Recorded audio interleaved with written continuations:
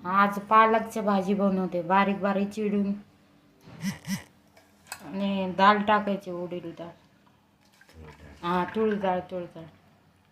हे बघा, थोडं टाकायचे, मिक्स कुकरमध्ये शिट्टी द्यायची. कोणती डाळ? हां, पालकची भाजी बनवायची बघा.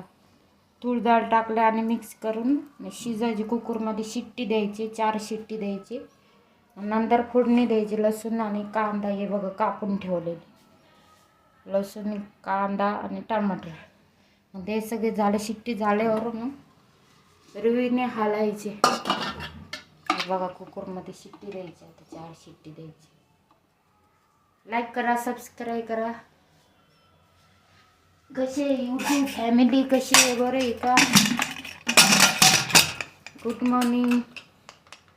लाईक करा, सबस्क्राईब करा.